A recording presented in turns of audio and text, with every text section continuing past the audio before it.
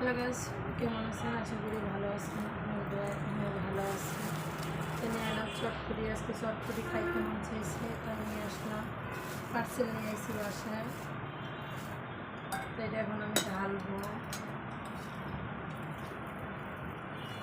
কি গিফট দিয়েছি রে বাবা! ঝাল টক বেশি করে দিয়ে নিয়ে আসছি।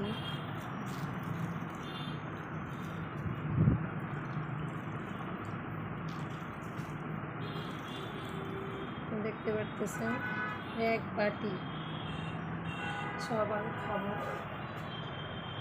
তার সাথে দিচ্ছে এই যে ফুচকা, এটার উপর দিব।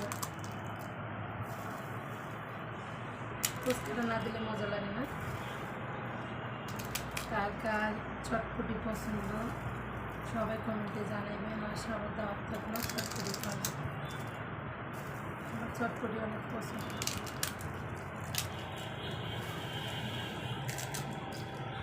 কিন্তু ওই জায়গায় খাইতে আমার ভালো লাগে না। আমার বাসায় এনে খাইতে, নিরিবিলি বসে খাইতে আমার ভালো লাগে। এই জন্য আমি বাসায় নিয়ে আসি।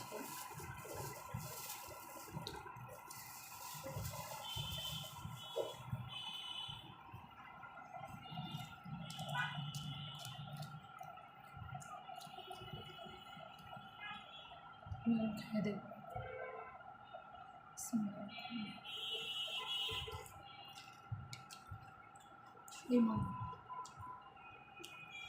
তো যেমন যেমন জাল আর বোম্বাই মরিচের জাল দিছে।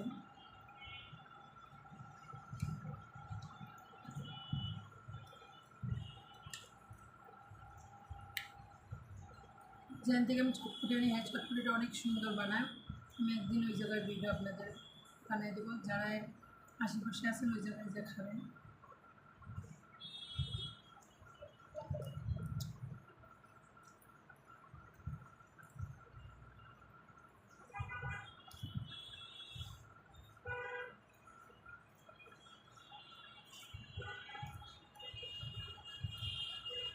চটপটি ঝাল টক যদি না হয় তাহলে ভালো লাগে। জাল টক বেশি দিতে হবে, কিন্তু কাঁচামরিচের জালটা বেশি দিতে হয়। শুকনো মরিচের জাল বেশি খাওয়া যায় না। কাঁচামরিচের জাল খাইলেও ক্ষতি হয় না।